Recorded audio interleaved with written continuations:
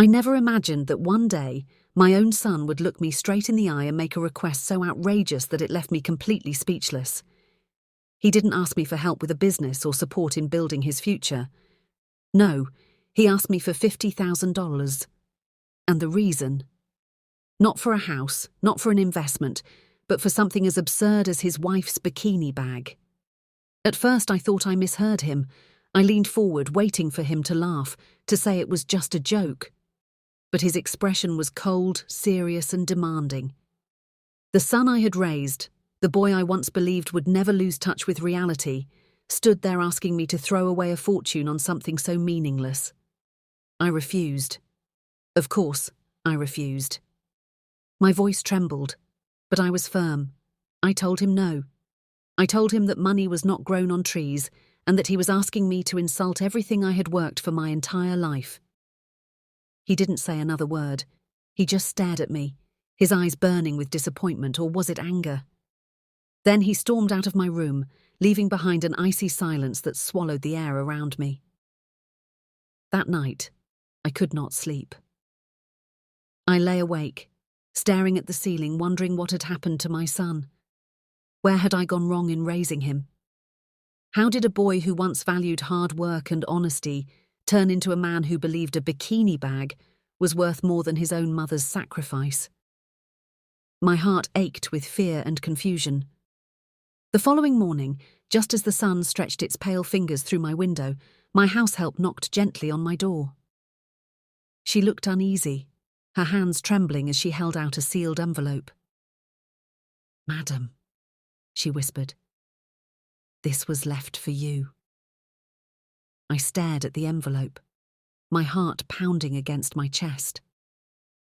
My fingers shook as I reached for it. The weight of it felt heavier than paper. It felt like the burden of truth.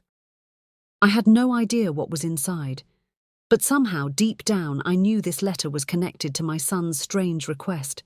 I could feel it. With trembling hands, I tore it open, my eyes scanning the words that would soon unravel everything I thought I knew about my own child. And what I discovered in that letter changed my life forever. Before I tell you about that shocking letter, I need to take you back to where it all began. You see, my son wasn't always this way. He wasn't always demanding, reckless, or unrecognizable. Once upon a time, he was my pride. I raised him as a single mother after my husband passed away unexpectedly. Life was never easy, but I poured everything I had into giving him the best. I worked long hours, sometimes going to bed hungry just so he could eat, learn, and dream big. He was a quiet child, thoughtful, and so careful with everything I gave him. Even when I bought him small toys, he never broke them carelessly. He would polish his shoes before school and fold his clothes neatly, things most children would never think to do. And I was proud. Proud that despite the struggles, I was raising not just a boy, but a man who respected values, discipline, and hard work. Neighbors often praised me. They said, "Your son will be a blessing to you one day. You will reap the fruit of your labor." Those words gave me strength on days when my body was weak and my spirit was tired. I believed in my son more than I believed in myself. He grew into a young man with ambition in his eyes. He studied well, graduated, and even started working.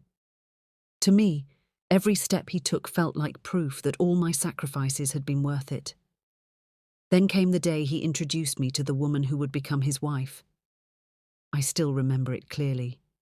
She was beautiful, too beautiful, some might say.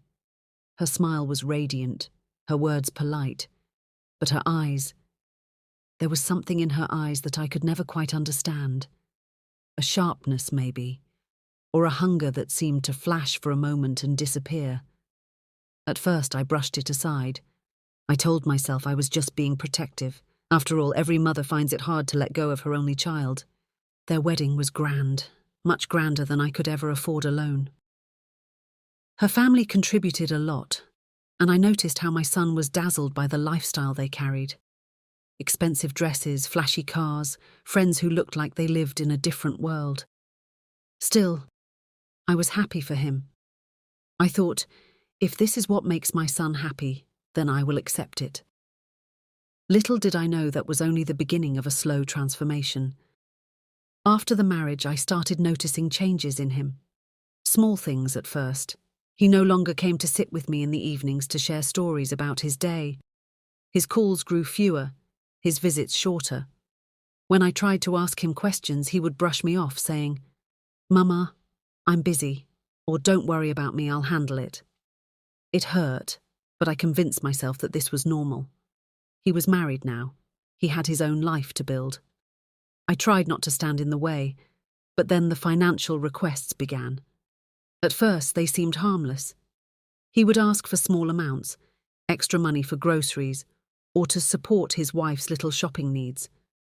I gave without hesitation. What mother wouldn't? But soon the requests grew stranger. A new phone, then an expensive wristwatch, then money for a vacation abroad. And each time I asked him why, he would just smile and say, "Mama, it's nothing. You won't understand." I began to worry. The boy I raised would never have been careless with money. What was happening to him? I started noticing how his wife played a role in these changes. She was always whispering to him, always showing off something new. A handbag today, a necklace tomorrow, a designer shoe the next. Her world was built on appearances, and slowly, my son was being swallowed into it. My heart grew heavy, but I said nothing. I prayed silently, hoping he would wake up before it was too late. One evening, I overheard a conversation between the two of them. They didn't know I was nearby. My son's wife was saying, "Why can't you just ask your mother? She has the money. Why are you always hesitating?" My son's voice was low, almost defeated. "It's not that simple. She's not made of money." Her reply still rings in my ears. "If she loves you, she will give you anything you ask. Stop acting like a child." That was the moment I realized. Her influence over him was stronger than my words, stronger than the values I had spent years building in him. I told myself it was just the pressure of newlyweds trying to impress society, but deep inside, a seed of fear was growing. What if this wasn't just a phase? What if my son was slowly losing himself to greed? I tried to talk to him.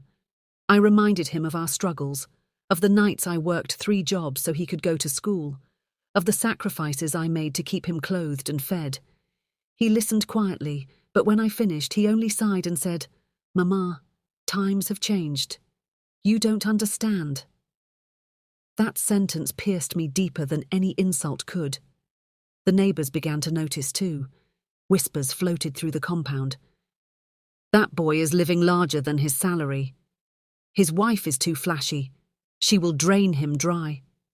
His mother must be supporting them, otherwise how do they afford all this?" Every word was like a knife. I hated the gossip, but what hurt most was that some of it was true. I was supporting them. I was the silent engine behind their showy lifestyle. And yet my son was slipping further and further away from me. One Sunday afternoon, I visited their home. The moment I stepped in, I felt like a stranger. Their living room looked like a showroom. Expensive furniture, imported curtains, paintings worth more than my yearly income. His wife welcomed me politely, but her smile didn't reach her eyes. My son greeted me warmly, but I noticed how quickly he turned his attention back to his wife whenever she shifted or coughed. I sat there, watching the two of them, and for the first time, I felt like an outsider in my son's life. Still, I held on to hope. I told myself, this is just the excitement of youth. They will calm down. After all, every couple has their season of foolishness. But deep down, I knew this was different. My son was changing, and the change wasn't coming from within him. It was being carved into him by the woman he loved. Then the requests began to grow bolder. One day, it was money for a business idea that he never explained. Another day, it was money to surprise his wife with a trip. And when I hesitated, his tone became sharper. He was no longer the gentle boy who used to hug me tightly after school. He was now a man who looked at me as though I was standing in the way of his dreams, and I feared that one day he would ask me for something I could not give. That day finally came. the night he asked me for $50,000. But before I tell you how I reacted, you need to understand one thing. By then, I had already seen enough signs to know that his heart no longer beat the way it used to. The boy I raised with love and discipline had been replaced by a man I hardly recognized. A man who no longer asked, but demanded. And it all started with the woman he chose as his wife. If you are enjoying this story, pals, like this video and subscribe to the channel. It helps this channel grow and encouraging me to keep sharing more real stories, and honestly, it means the world to me. Thank you as you do so. After that Sunday visit, I could no longer ignore what was happening. The truth was staring me in the face. My son was drifting into a life of extravagance, and he didn't seem to care where the money came from. At first, I tried to convince myself that maybe he had new sources of income. Perhaps a promotion at work or some side business I didn't know about. But when I asked, his answers were vague, slippery, like a man hiding something he didn't want me to see. One evening, I decided to probe further. "My son," I asked gently, "how are you managing all these expenses? You just started your career. Are you investing in something?" He smiled, but it wasn't the smile I knew. It was the kind of smile that hides more than it reveals. "Mama," he said, "don't worry yourself. Things are changing for me. I have opportunities now. Just trust me." Trust. That word echoed in my ears. I had trusted him all my life. But now, my trust was being tested in ways I never imagined. Soon, the requests became bolder. He asked me for money to upgrade his car. "Everyone in my office drives better," he argued, "and I can't look small before them." Another time, he wanted money for a vacation abroad with his wife. "It's important for our marriage," he insisted, as though love could only survive under the lights of a foreign country. Each time, I hesitated longer. Each time, I reminded him that money was not infinite. And each time I saw the flicker of irritation in his eyes when I didn't respond immediately. His wife grew bolder too. She stopped pretending around me. Once, during a family gathering, she leaned close to me and whispered, "Mama, you know you're blessed. Why not make life easier for your only son? Whatever you give him, it comes back to you." Her words stung. They weren't just words. They were demands dressed as concern. She wanted me to believe that draining me was somehow an act of love. It didn't stop there. They started showing off in front of relatives.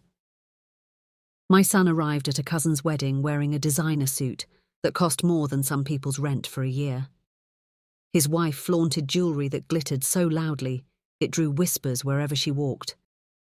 Relatives turned to me with curious eyes. "You must be very proud," some said.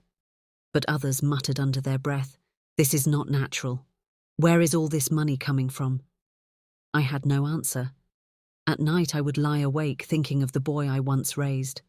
I remembered how he used to save coins in a small tin box, how he refused to buy sweets so he could save for a school trip. That boy was gone. In his place stood a man who believed that appearances mattered more than principles, and I feared where this path would lead him. The tension between us grew. Every conversation about money ended in an argument. He accused me of being stingy, of holding back when I had enough to help. "You think I don't know?" he once shouted. "You have savings, Mama. What are you keeping it for if not for me?" Those words cut through me like a blade. I realized he no longer saw me as a mother but as a bank. My sacrifices, my struggles, they had been reduced to numbers in his mind. One day, I decided to test him. I told him I didn't have money to give. His face hardened instantly. The warmth I once saw in his eyes vanished, replaced by cold resentment. He didn't speak to me for weeks. That silence was louder than any insult. It told me everything I needed to know. My son's love was no longer unconditional. Meanwhile, his wife's behavior grew stranger. She started coming home late, wearing clothes I had never seen before, carrying bags that didn't look affordable. Whenever I asked about them, she would laugh and say, "Oh, Mama, these are gifts from friends." But I wasn't fooled. I knew when someone was hiding something. The whispers in the neighborhood grew louder. People claimed they saw my son at odd places, lounges, clubs, private parties. Some even hinted that his wife was seen with people she shouldn't be around. I tried to dismiss it all, but deep down, I was restless.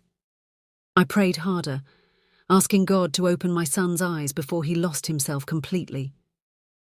As months passed, I noticed something even more alarming. My son stopped confiding in me altogether. Before, he would at least share bits and pieces of his life, work challenges, his dreams, or simple daily updates. Now he carried a secretive air around him, like a man living two lives. When I asked how he was really doing, he would say, "Mama, don't stress yourself. I'm fine." But his fine never convinced me. His eyes darted, his smile felt forced, and his words seemed rehearsed. His wife, on the other hand, was blooming. New dresses every week, shoes that cost as much as a year's school fees, perfumes that lingered long after she left the room. She walked like a queen, while I sat in silence, wondering who was really paying for all of this. Sometimes I caught her staring at me, her lips curled in a sly smile, as if daring me to question her. It wasn't long before the gossip reached me again.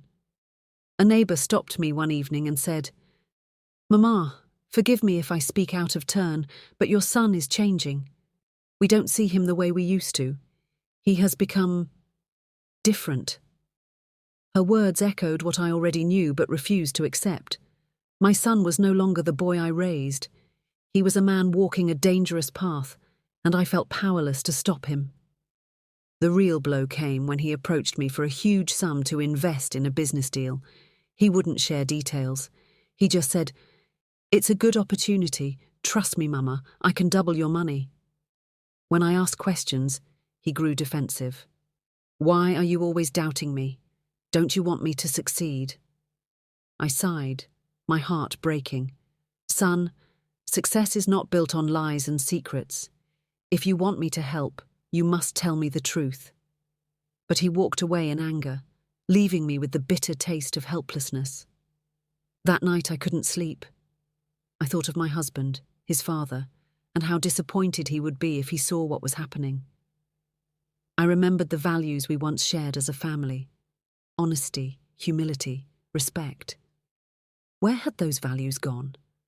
I knew then that if I didn't act carefully, I might lose my son forever. But how does a mother fight against the world her son has chosen? How do you tell him that the love he thinks is guiding him is actually leading him into destruction? Every time I tried to talk, he shut me out. Every time I prayed, I felt my words hitting a wall. I was trapped in a nightmare that kept getting darker. Then came the night that confirmed all my fears.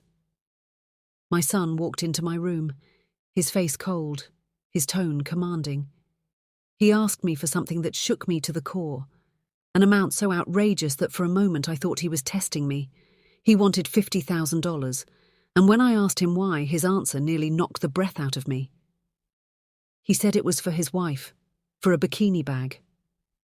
I stared at him, certain I had misheard. "What did you just say?" I whispered. But he repeated it, his voice steady, his eyes unwavering. A bikini bag, as though it was the most natural request in the world. My blood ran cold.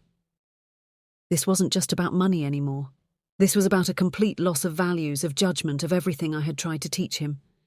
When I refused, he looked at me with an expression I will never forget, an expression that said I had failed him, that I was the obstacle standing between him and his happiness. Then he turned and walked away without another word. I sat frozen in my chair, my heart pounding. It wasn't the money that frightened me. It was the realization that my son was gone, replaced by someone I could no longer recognize. The night is still carved into my memory like a wound that refuses to heal. It was late. Too late for visitors. Too late for casual conversations. I had just finished my prayers when I heard a knock at my door. It was my son.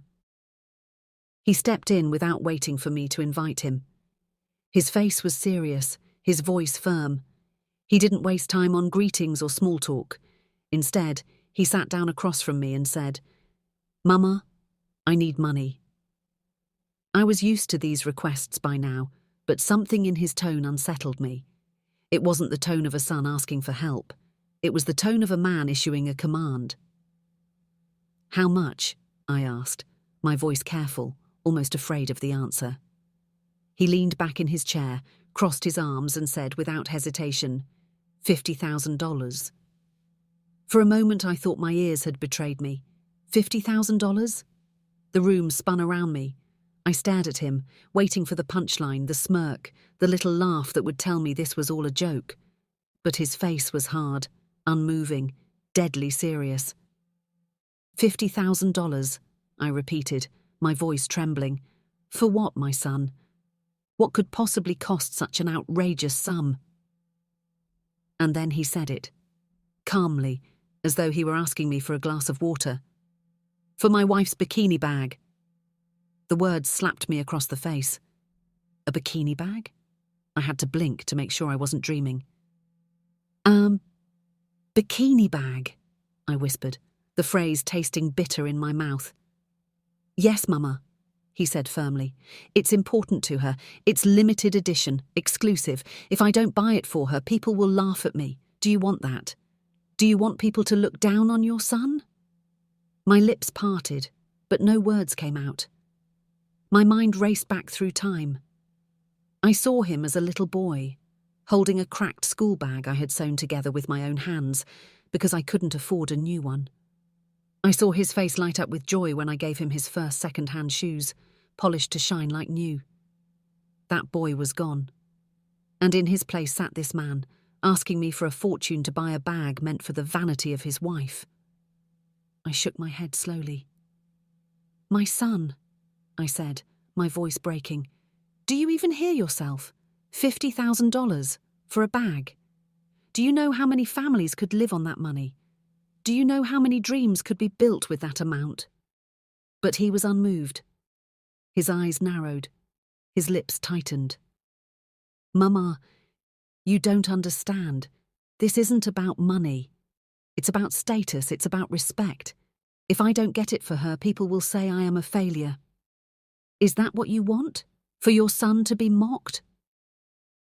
Tears stung my eyes, but I refused to let them fall. "Respect," I whispered. "Is respect bought with bags and foolishness? Did I raise you to value the opinions of strangers more than the sweat of your own brow?" His face hardened further. "You raised me, yes. But times have changed. The world doesn't respect men who look poor. The world only respects men who can spend." For the first time in my life, I didn't recognize my own child. His words were like arrows, piercing through every sacrifice I had ever made. All those nights of hunger, all those years of labor, they meant nothing to him now. "I will not give you that money," I said finally, my voice steady, though my heart was shattering inside me. "Not today, not tomorrow, not ever. If this is what respect means to you, then you must find it elsewhere." The silence that followed was deafening. He stared at me as though I had betrayed him. His jaw clenched, his fist tightened, and for a moment, I feared he would explode. But instead he stood up slowly, pushed his chair back, and walked toward the door. At the threshold he turned, his eyes cold as ice. "You will regret this, Mama." And then he was gone. I sat there long after he left, my body frozen, my mind numb. The words echoed in my head. "You will regret this, Mama." And then he was gone. I sat there long after he left, my body frozen, my mind numb. The words echoed in my head. "You will regret this, Mama." What had happened to my son? Where had I gone wrong? Was this really the boy I raised with my blood, my sweat, my tears? That night, I couldn't sleep. Every time I closed my eyes, I saw his face, angry, cold, unrecognizable. I thought of the boy who once kissed my hands after I cooked his favorite meal. The boy who once promised me he would take care of me when I grew old. Now he saw me not as a mother, but as a wallet. The hours dragged by, and with each tick of the clock, my heart grew heavier. I prayed, begging God to bring my son back to me, to open his eyes, to free him from whatever spirit of greed had taken hold of him. But no answer came, only silence. By dawn, I was still awake, my face pale, my eyes swollen with tears. I sat in my chair, staring at the door, wondering if he would return, if he would apologize, if he would remember who he once was. But instead, it was my house help who appeared at my door. She was holding a sealed envelope in her trembling hands. "Madam," she said softly, "this was left for you." The envelope trembled in my hands. My heart beat so loudly I was sure the house help could hear it. She stood by the door, her eyes lowered, as though afraid to witness what was about to unfold. "Who gave you this?" I asked her, my voice barely above a whisper. "I found it on the dining table this morning, madam," she replied. I think it's from your son." Her words cut through me like a blade. My fingers hesitated. For a moment I wanted to throw the letter into the fire without opening it. Whatever truth it held, I wasn't sure I was ready to face it. But curiosity and fear were stronger. Slowly, carefully, I tore the envelope open. Inside was a neatly folded piece of paper. The handwriting on it was undeniably his, sharp, bold, impatient strokes, as though even his words couldn't wait to be read. I unfolded it, and the first line made my chest tighten. "Mama, since you refuse to understand me, I will show you what I am truly capable of." I gasped. The house help stepped closer, concern flashing in her eyes, but I waved her away. I needed to read this alone. The letter continued. "You think I ask for money out of greed, but you know nothing of the world I live in.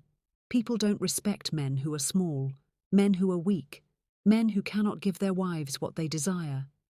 Respect is bought, not earned. Power is purchased, not begged for, and I refuse to live like a beggar." Each sentence struck me harder than the last. My own son was speaking like a stranger, like someone whose soul had been poisoned. Then came the words that made my blood run cold. "If you cannot support me, I will find other ways. Do not try to stop me. By the time you realize what I have done, it will be too late." I dropped the letter onto my lap, my breath shallow, my hands trembling. What was he planning? What other ways was he talking about? The room suddenly felt too small, the walls pressing in on me. My son, my own flesh and blood, was hinting at something dark, something dangerous. Was it crime? Fraud? Something even worse? I pressed the paper to my chest, tears streaming down my face.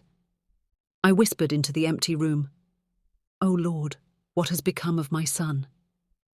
I forced myself to keep reading. "You taught me to fight for survival, Mama. Now I fight for respect. You call it foolishness, but I call it destiny. I will not be small. I will not be mocked. If you cannot stand beside me, then do not stand in my way." The words blurred as my tears soaked the page. This wasn't just a request anymore, it was a warning. I sat frozen for a long time, clutching the letter, afraid of what it meant. My son wasn't merely disappointed. I realized now that he was angry. Angry enough to defy me, angry enough to threaten me with actions I couldn't even imagine. For the first time, I feared him. The house help returned quietly. She must have sensed my despair because she placed a hand on my shoulder and said softly, "Madam, don't cry. Maybe he doesn't mean it. Maybe he's just upset." But I shook my head. No, the letter was not the cry of an upset son. It was the declaration of a man determined to take a dangerous path.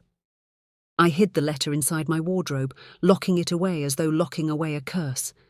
But no matter where I kept it, the words stayed in my mind, echoing, haunting me. "By the time you realize what I have done, it will be too late." What did he mean? Too late for what? That entire day, I moved about the house like a ghost. My meals went untouched. My voice faltered whenever anyone spoke to me. I kept glancing at the door, half expecting him to return, half dreading what might happen if he did. Was he out there right now, putting his threats into action? That night I sat by my window staring at the stars, my hands clasped tightly in prayer. I begged God for wisdom, for strength, for a way to reach my son before he was lost forever. But the silence of the night gave me no answer. Sleep finally claimed me, but even in my dreams I was haunted by his words. I saw him standing on the edge of a cliff, looking down into the darkness. I called out to him, begging him to step back, but he only looked at me with cold eyes and said, "You will regret this, Mama." Then he leapt into the abyss and I woke up screaming. The days that followed were heavy with dread. I avoided telling anyone about the letter, not even my closest friends, not even family. Shame weighed me down. How could I admit that my own son had threatened me, that he was planning something terrible?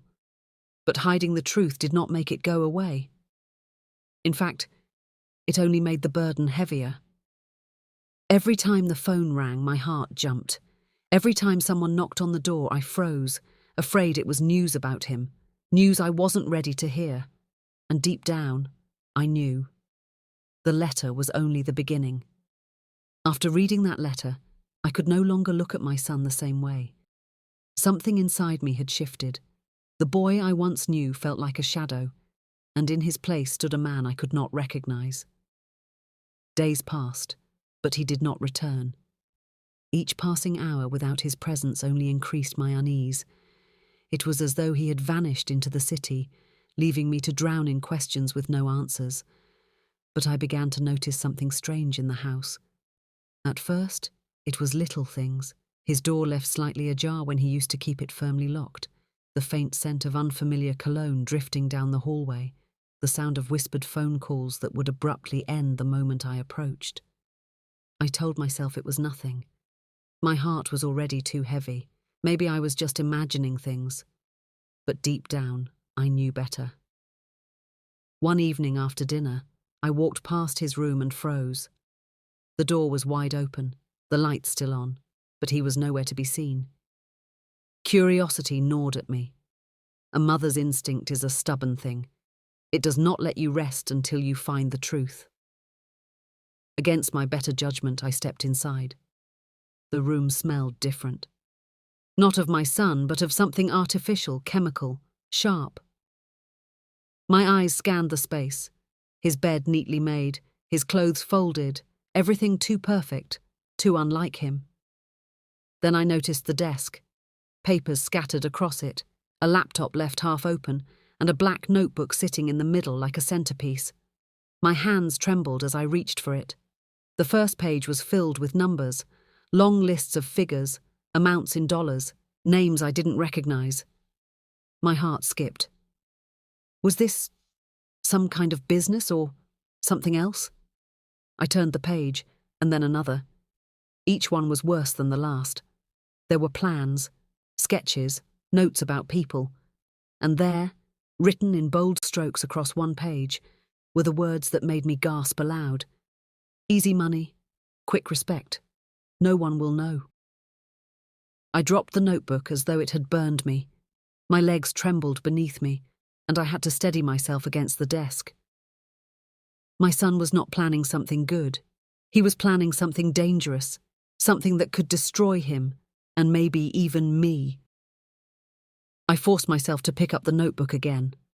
My eyes moved faster this time, desperate to find answers, and then I saw it, another note written hastily, almost angrily. Mama doesn't believe in me.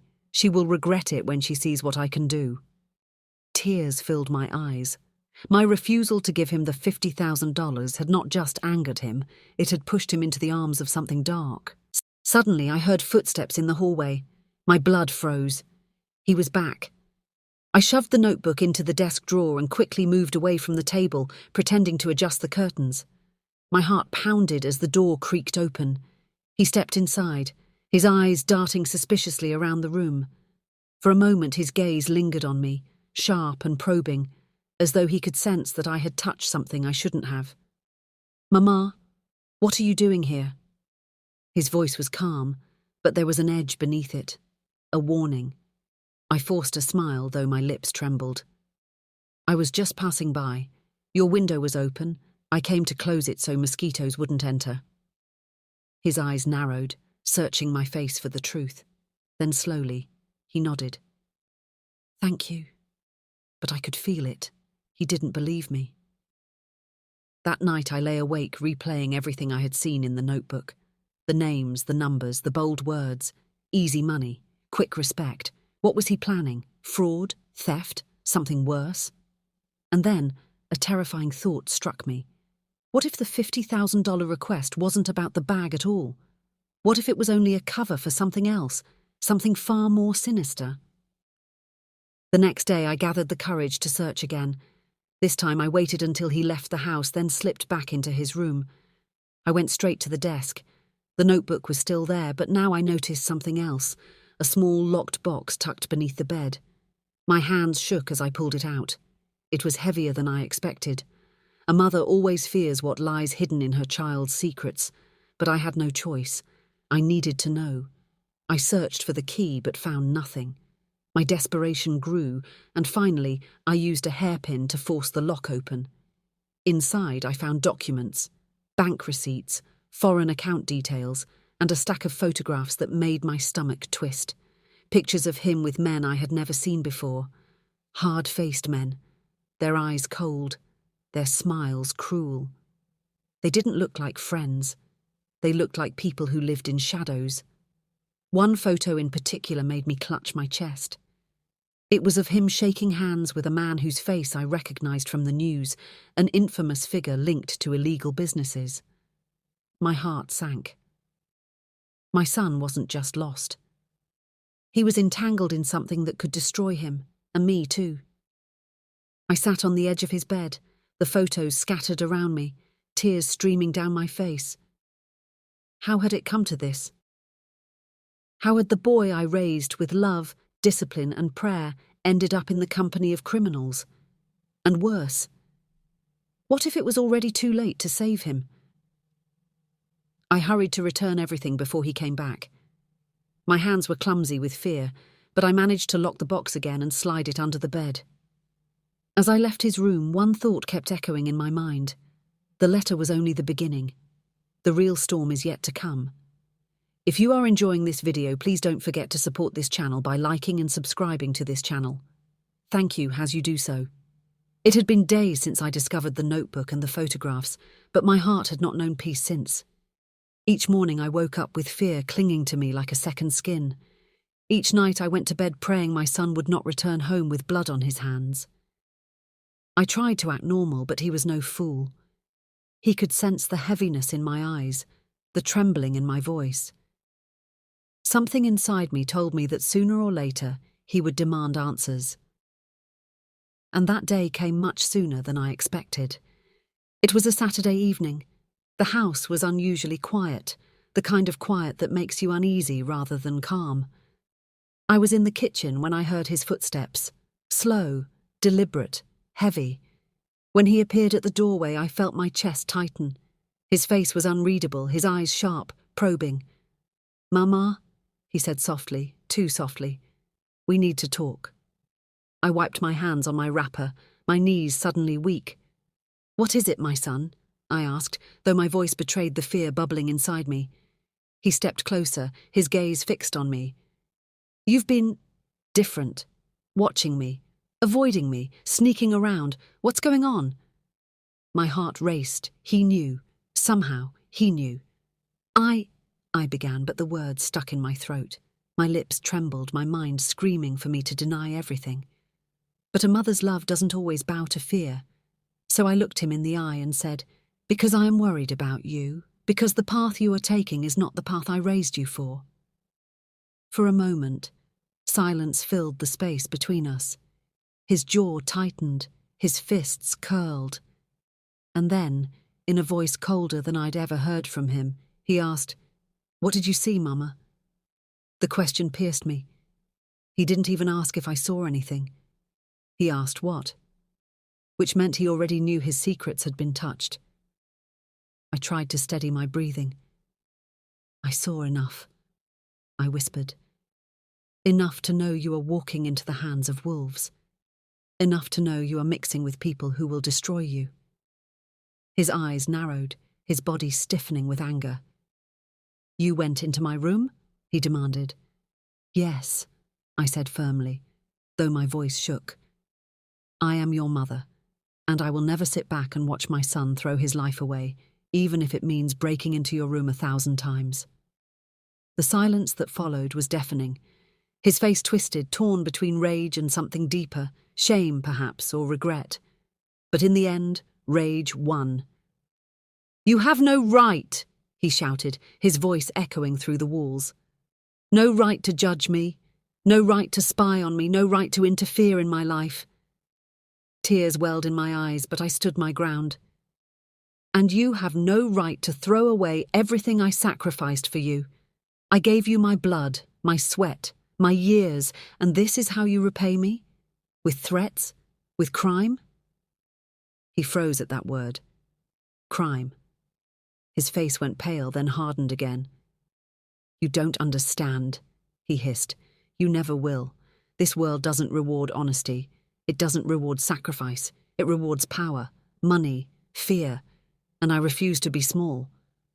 I stepped closer, my tears now flowing freely. My son, listen to me.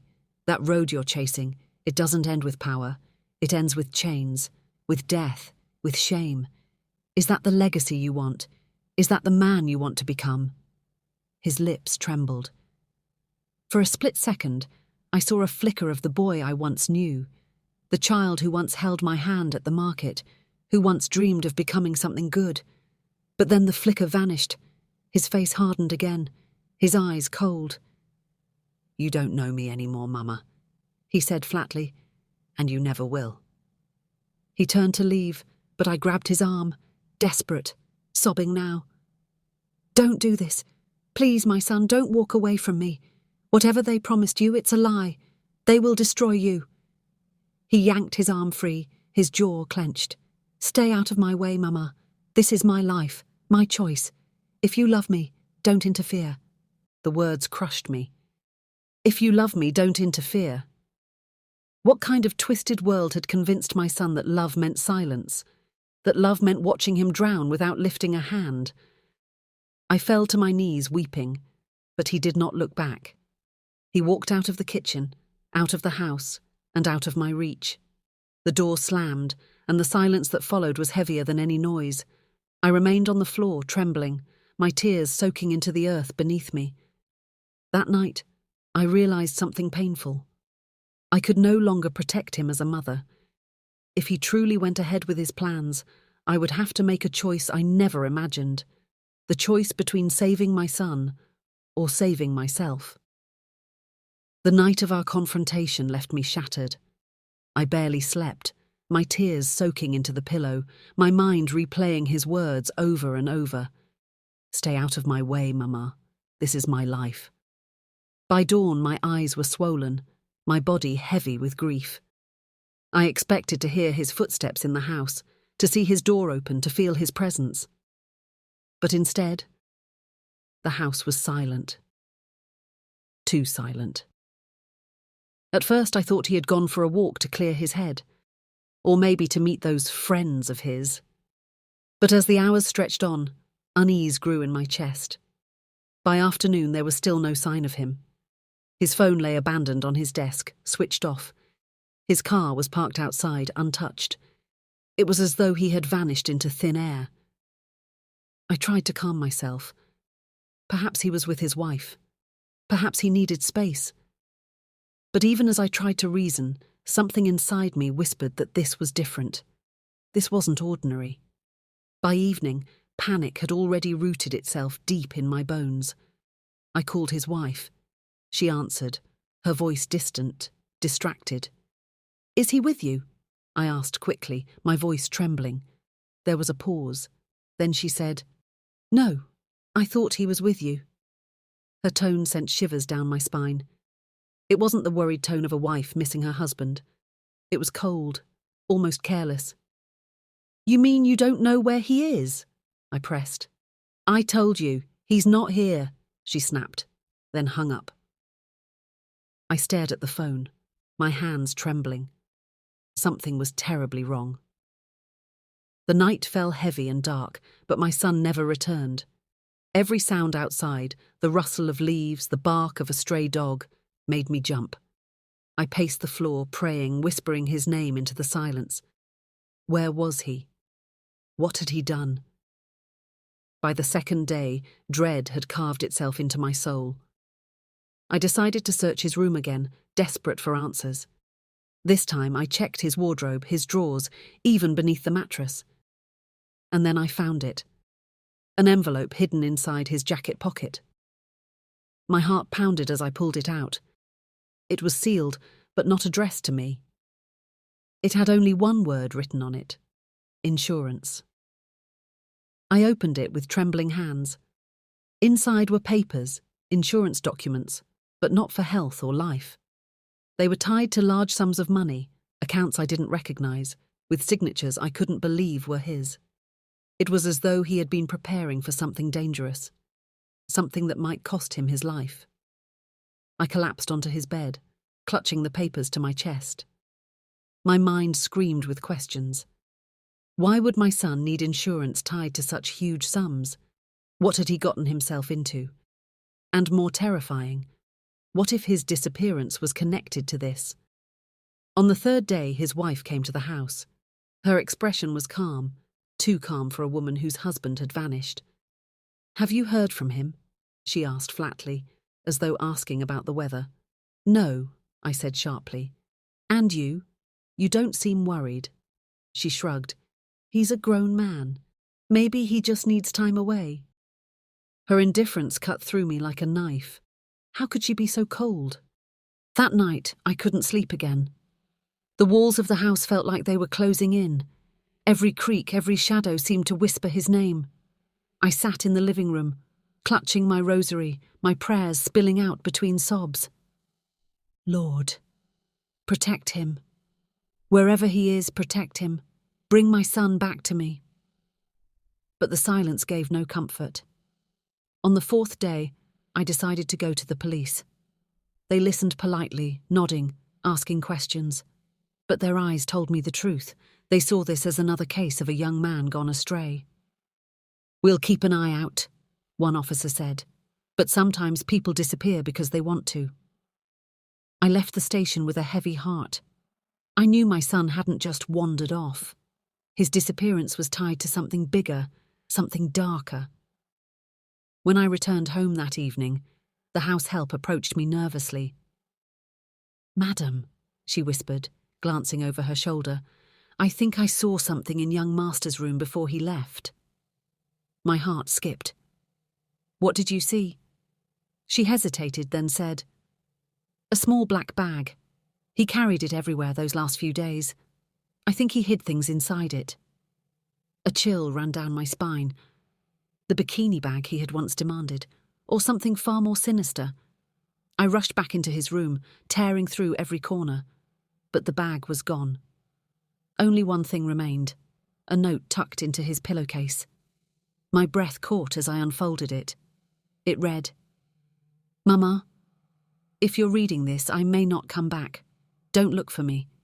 Just remember, I tried to be more than what the world allowed me to be." The paper slipped from my hands. My body shook violently as I sank to the floor. My son was gone. Not just missing, but gone with the full knowledge he might never return. And the worst part was the emptiness of the note.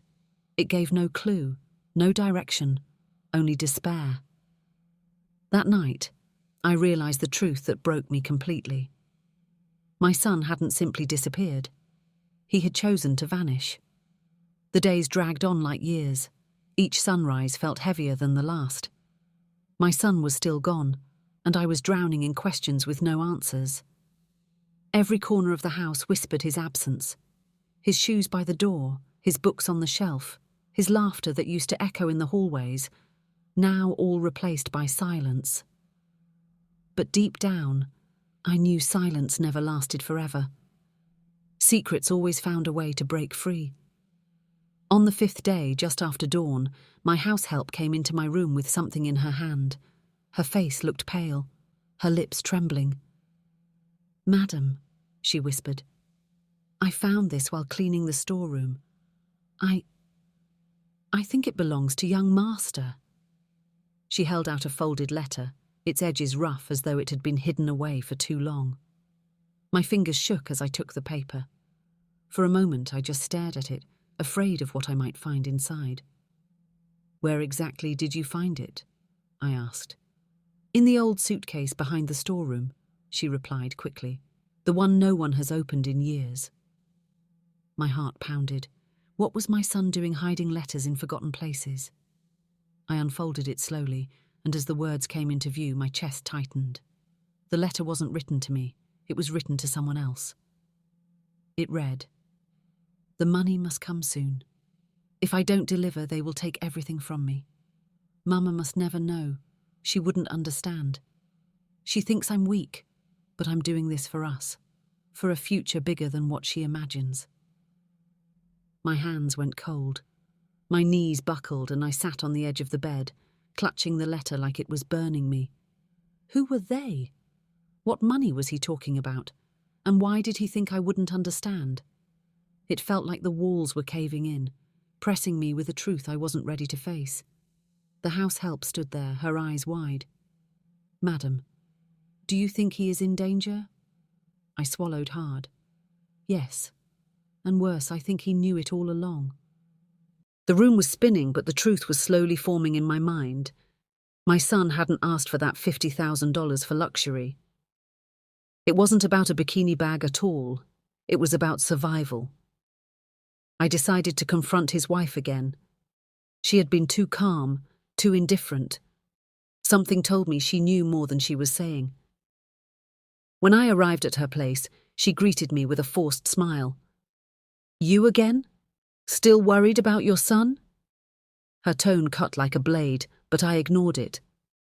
"Where is he? What has he gotten himself into?" She laughed coldly, crossing her arms.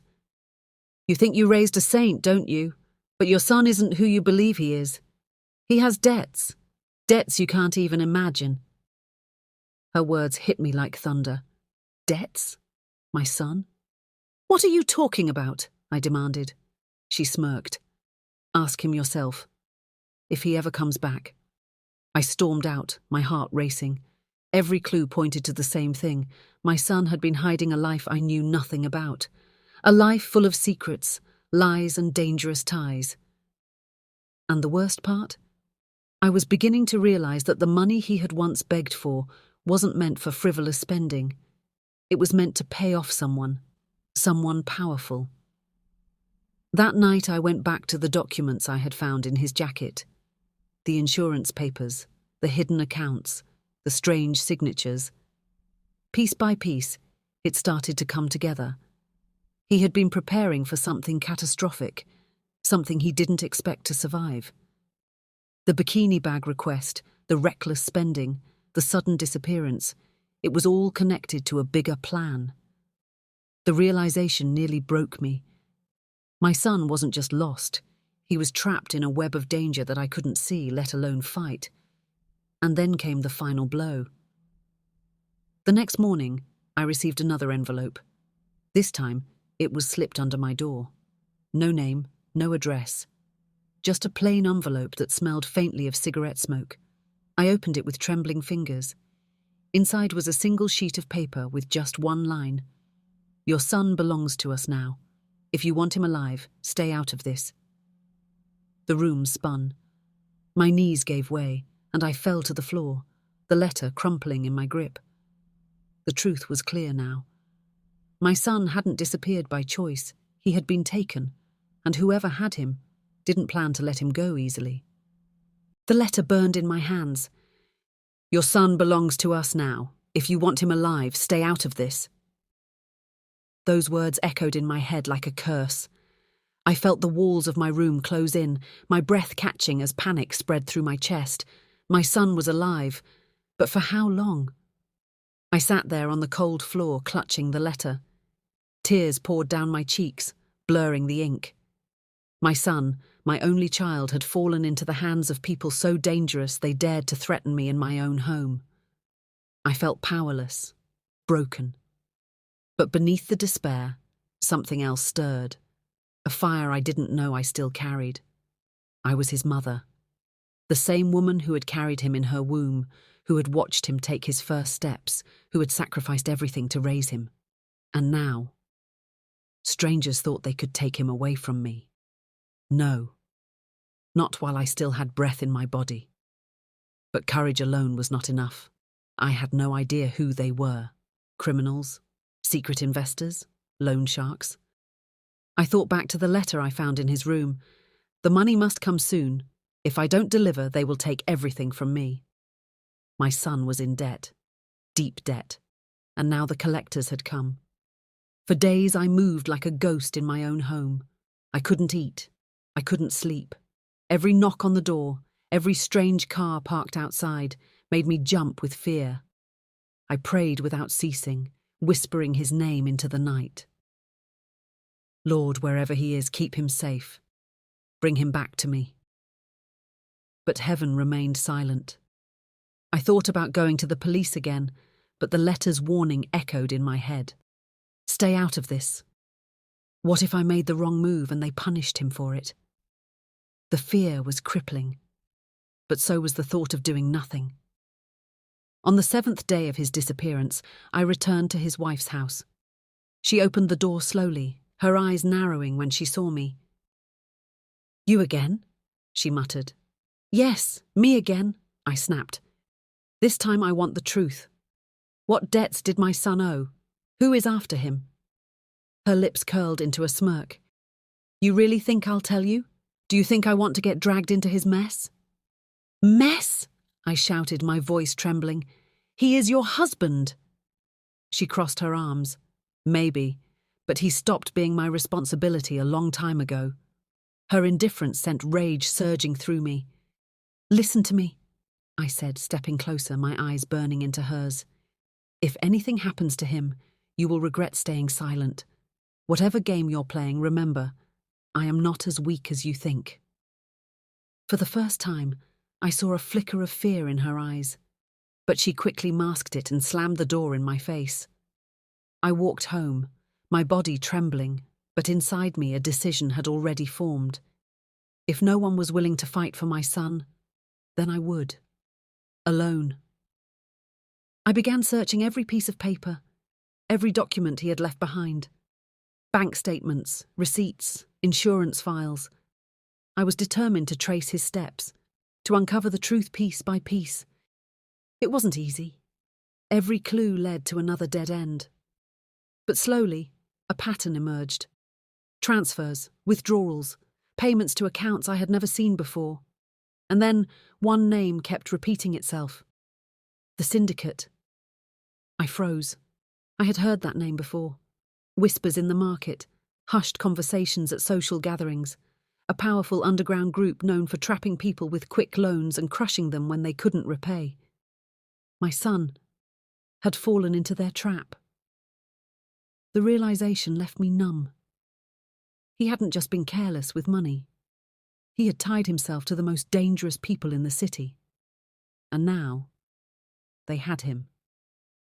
For a long time, I sat in the darkness of my room, the letter clutched against my chest. My mind screamed at me to stay out of it, to protect myself. But my heart, the heart of a mother, refused. If I stayed silent, I would lose him forever. If I fought, I might lose everything. I looked up at the ceiling, tears streaming down my face. "Lord," I whispered, "give me the strength to do what I must. Even if it costs me everything, I will not let them keep my son." In that moment, I knew the aftermath of his disappearance wasn't about grief anymore. It was about war. A war I had no choice but to fight. I had spent nights searching, piecing together fragments of my son's secret life. The name kept echoing in my head. The Syndicate. They were the shadow behind his debts, the hand that pulled him away from me. And if I wanted my son back, I had no choice but to step into their world. Fear gnawed at me, but I pushed it aside. A mother's love was stronger than fear. So I dressed simply, slipped his documents into my bag, and left the house before dawn. My destination. The address that had appeared on one of the strange bank statements. It was an old warehouse on the outskirts of the city, its walls covered in graffiti, its windows dark and broken. I hesitated at the gate, my heart thundering. Every instinct screamed at me to turn back. But I gripped the strap of my bag tighter and whispered to myself, "This is for my son." Inside, the air smelled of oil and dust. Shadows stretched across the concrete floor. Then I heard it. Footsteps. Heavy, deliberate. A tall man stepped forward, his face half hidden beneath a cap. He studied me for a long moment before speaking. "You shouldn't be here, Mama." His voice was deep, cold, and unshaken. My throat went dry, but I forced my words out. "I'm looking for my son. I know you people have him." He smirked, shaking his head. "Your son made his choices. Choices come with consequences." Rage bubbled inside me. "He's my child. Tell me where he is." The man chuckled, his tone mocking. "You think shouting will bring him back? No, Mama. This isn't your world. You don't belong here." I reached into my bag and pulled out the letter I had received, the one that read, "Your son belongs to us now." I thrust it toward him. "Then explain this. You threatened me in my own home, and now you stand here pretending he is gone by choice. Tell me the truth." The man's eyes flickered with something. Surprise, maybe, or recognition. He snatched the paper from my hand, crumpled it, and tossed it aside. "You're brave," he said finally. "Braver than most, but bravery doesn't save lives here. Money does." He stepped closer until his face was inches from mine. His breath smelled of smoke. "Your son owes us more than you can imagine. 50,000 was only the beginning. His debts run deeper. Much deeper." My knees trembled, but I clenched my fists. "Then take me instead. Leave him." For a moment, the man stared at me, stunned. Then he laughed. A low, cruel laugh that echoed in the empty warehouse. "You? Do you think we want old blood?" "No, Mama. We want what we were promised, and your son promised everything." My stomach twisted. "What do you mean, everything?"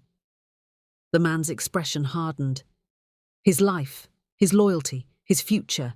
He signed it away the moment he failed to pay, and now he belongs to us. The words cut through me like a blade. I thought of my son's hidden letters, the insurance papers, his desperate eyes the night he asked for money. He hadn't been reckless.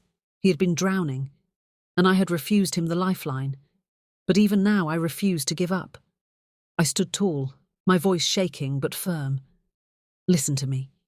You may think you own him, but he is my son, my blood, and I will not stop until I bring him back." The man's eyes narrowed, studying me in silence. For the first time I saw hesitation in his face. Finally he leaned closer and whispered, "Careful, Mama. The deeper you go, the less likely you'll come out alive. Walk away now, while you still can." He turned and disappeared into the shadows, leaving me alone in the cold, empty warehouse. I stood there trembling, the echo of his warning filling the silence. But deep inside, I knew it was too late to walk away. I had already chosen my path, and I would follow it to the end, no matter the cost. The warehouse felt like a dream I couldn't wake from. Even after I left, the man's words echoed in my ears. "Your son belongs to us now. He signed his life away."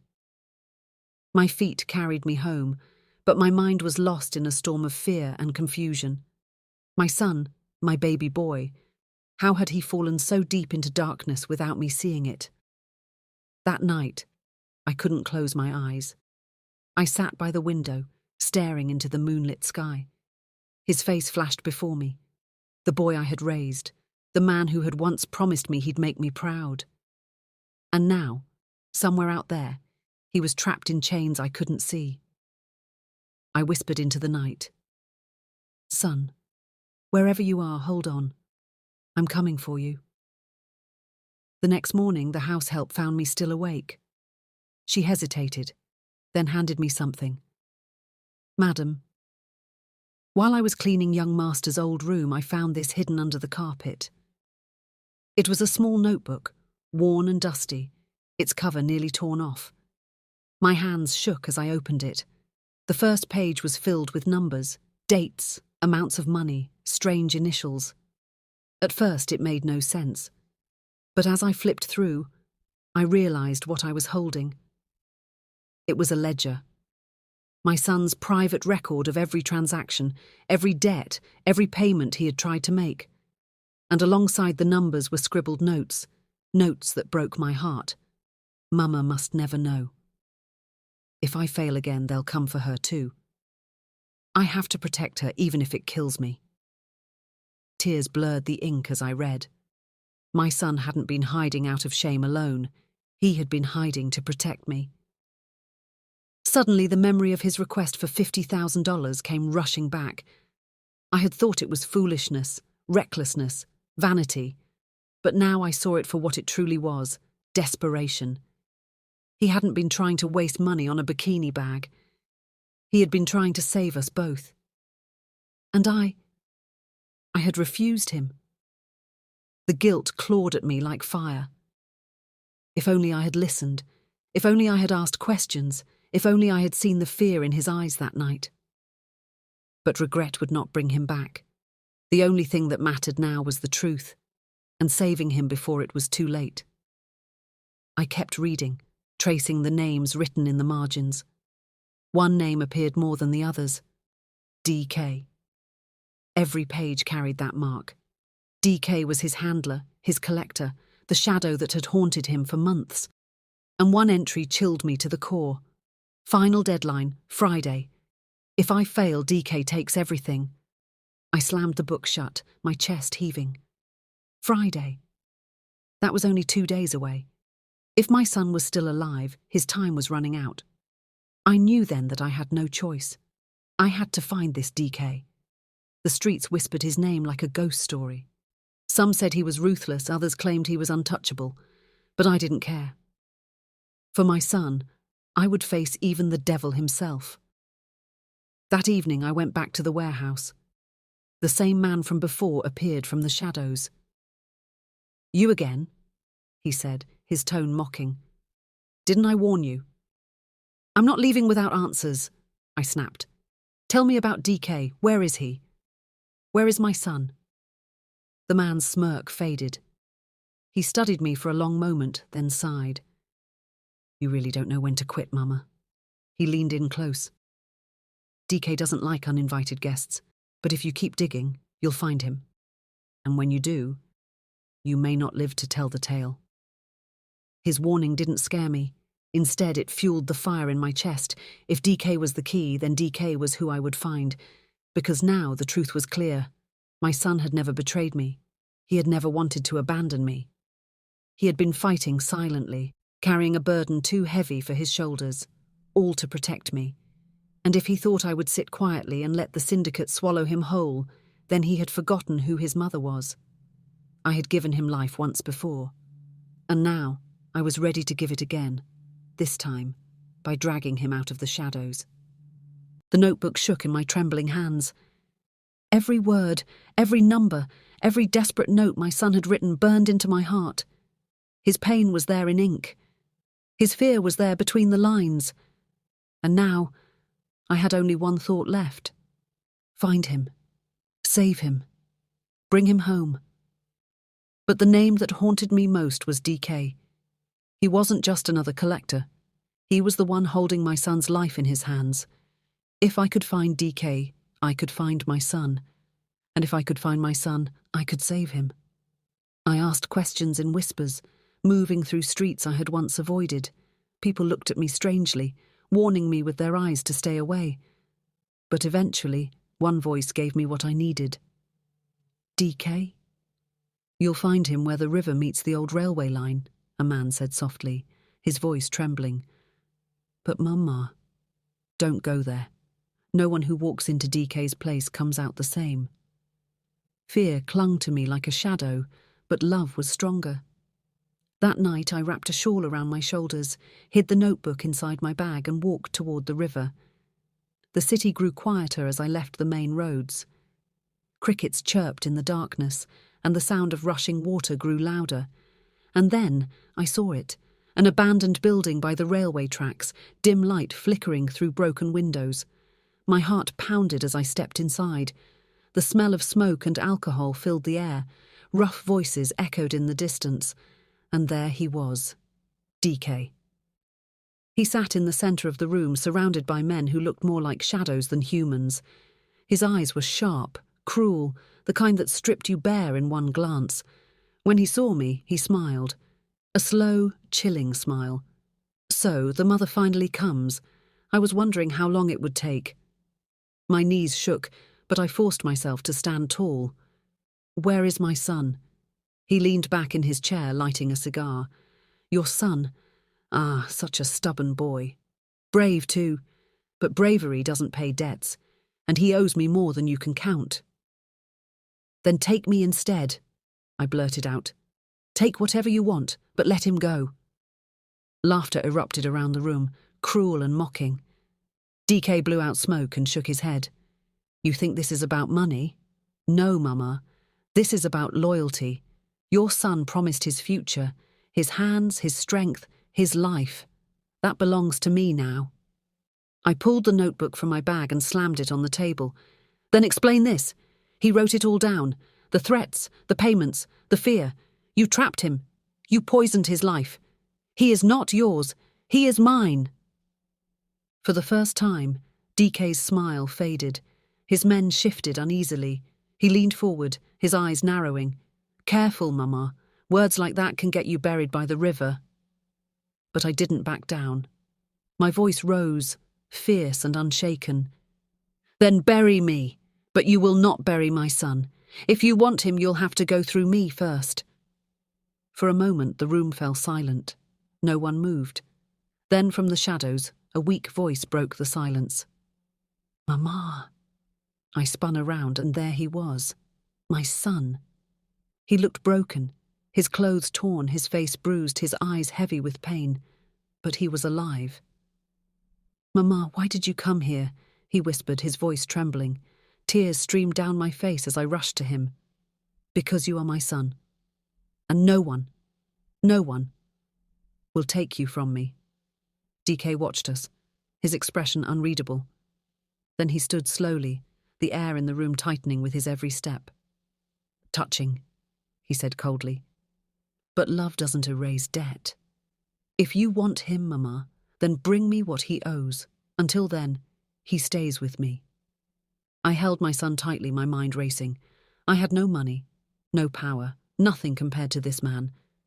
But I had something he didn't expect. Courage. I looked straight into DK's eyes and said, You will not win. You may own his debts, but you will never own his soul. And I swear I will bring him back, even if it costs me everything. For a long moment, DK just stared at me. Then, to my shock, he laughed. Not the cruel laugh from before, but something softer, almost amused. You've got fire, Mama. I'll give you that. Fine. You have 3 days. 3 days to prove your worth. After that... He snapped his fingers, and his men dragged my son back into the shadows. He's mine forever. The sound of the door slamming shut behind me still rings in my ears. 3 days. That was all the time I had to save my son. The rescue wasn't complete. It had only just begun. 3 days. 72 hours. Every tick of the clock felt like a drumbeat, counting down to my son's doom. Sleep abandoned me. Food lost its taste. All I could see was his bruised face. All I could hear was DK's cold voice. 3 days. After that, he's mine forever. I had no $50,000. I didn't even have $5,000. All I had was my house, my savings, and my faith. But faith doesn't pay debts. And desperation is a dangerous fire. It burns everything it touches. On the first day, I went to friends and relatives. I humbled myself, begged for help. Some gave me words of comfort. Others gave excuses. A few gave me small amounts, but it was like pouring drops of water on a raging fire. No one was willing to risk their own safety for my son. By evening, whispers reached me. They say she's trying to pay DK. They say her son is already gone. They say no one fights the syndicate and wins. The words were poison, but I couldn't afford to listen. I had to keep moving. The second day I went to the bank. I begged for a loan. I showed them documents, pleaded with the manager. But after looking at my account, he shook his head. "I'm sorry, Mom, we can't risk this. You don't have enough collateral." Collateral. They wanted my life's work, my home, and even then, it wouldn't be enough. That night I sat alone in the dark, holding my son's childhood photo. His smile in that picture was pure, untouched by greed or fear. Where had that boy gone? Was he still inside the broken man I saw in DK's den? I whispered to the photo, "Hold on, my son, hold on, I'm coming." The third day arrived like a storm. My time was almost gone. I had two choices. 1. Walk into DK's den empty-handed and beg for mercy. 2. Risk everything, my safety, my home, even my own life, to pull my son out by force or trickery. Neither choice promised survival, but one promised hope. I thought of leaving, of running away from it all. Some part of me whispered, "Save yourself. He chose this life. Why should you pay for his mistakes?"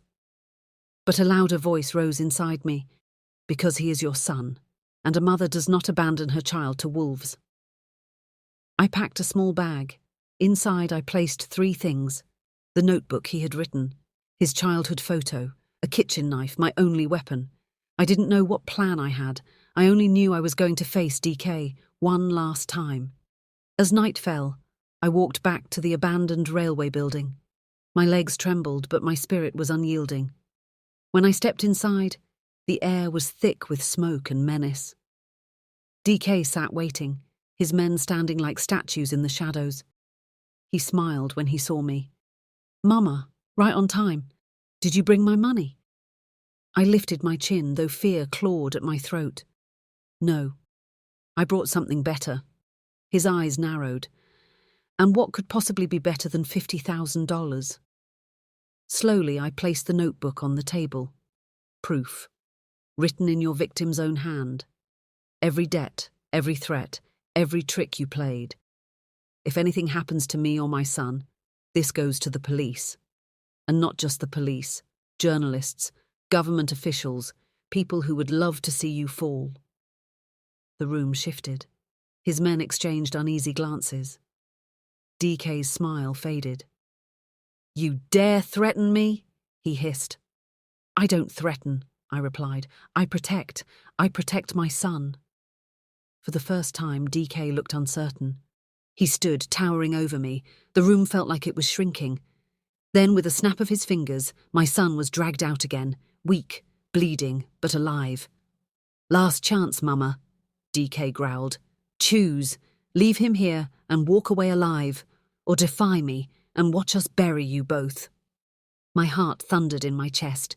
This was it, the final choice. I stepped forward, placing myself between my son and DK.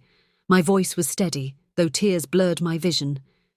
"Then bury us together, because I would rather die beside my son than live without him." The silence that followed was suffocating. DK stared at me, his jaw clenched. His men shifted uncomfortably, some even lowering their eyes. And then, something unexpected happened. DK laughed, a low, bitter laugh. "You're either the bravest woman I've ever met, or the stupidest. Fine, take him. But know this, debts don't die. Sooner or later I'll come collecting again." They released my son, shoving him into my arms. I held him as though the world was collapsing around us. His weight against me was heavy, but it was the sweetest burden I had ever carried. I had won him back, not with money, not with power, but with a mother's unbreakable love. As we staggered out into the night, I knew the battle wasn't over. DK was still out there, the syndicate was still watching, but my son was free, for now. And sometimes, for now, is enough to start again. The night air was cold against my face as we stumbled away from DK's den. My son leaned heavily on me, his steps weak, his breath ragged. But every step we took together felt like a victory. We didn't speak until we reached home. I laid him down on the old couch in the sitting room, fetched water and pressed a wet cloth to his bruises. For the first time in months, he looked at me not with pride or anger, but with raw, broken eyes.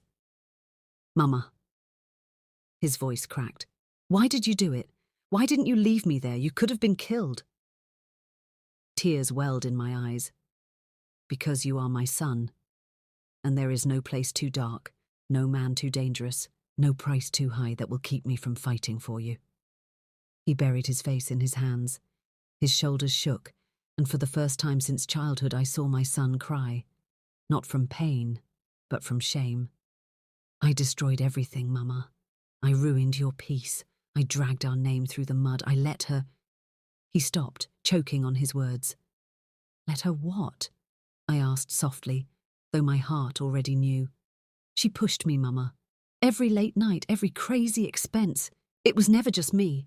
She said if I loved her, I'd give her the world. She compared me to other men, mocked me when I couldn't provide. I thought if I gave her everything, she'd stay. She'd love me." His words cut deeper than any wound. All along I had blamed greed, but beneath the greed was desperation. My son's desperate need to be enough for a woman who would never be satisfied. I touched his hand gently. "Oh, my son, love is not proven by the emptiness of your pockets, but by the fullness of your heart." He shook his head. "But I failed you too.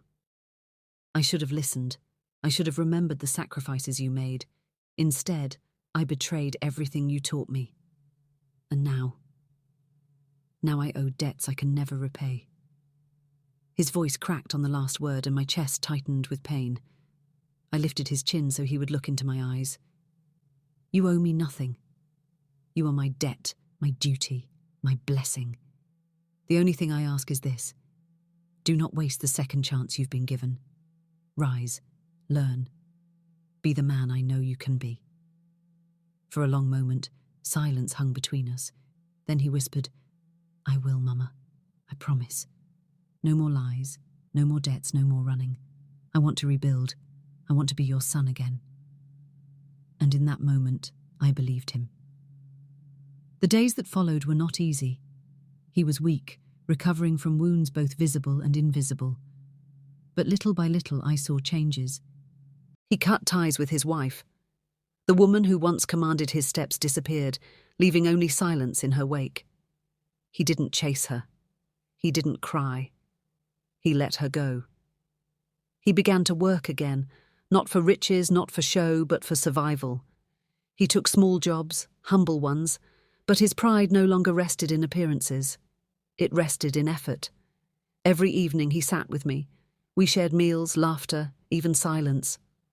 The distance that had grown between us shrank piece by piece. One evening he brought me the notebook, the same one that had once been filled with despair. "Mama," he said softly, "I want to burn this. I don't want to live by these words anymore. I want to write a new story." Together we tore out the pages, set them aflame, and watched the smoke rise into the night sky. As the ashes drifted away, I whispered a prayer, not just for freedom from decay, but for healing, for my son, for myself, and for every mother out there fighting silent battles for the children they love. Life did not become perfect.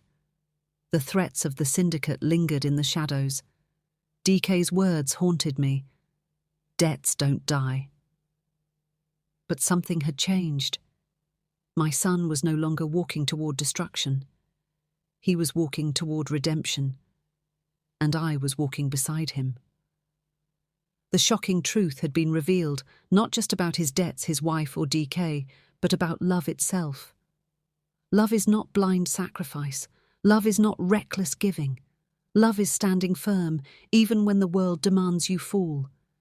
And as I looked at my son, alive, breathing, smiling again, I knew we had chosen love. If you were in my shoes, what would you have done? Let me know in the comments, and don't forget to subscribe for more shocking true life stories.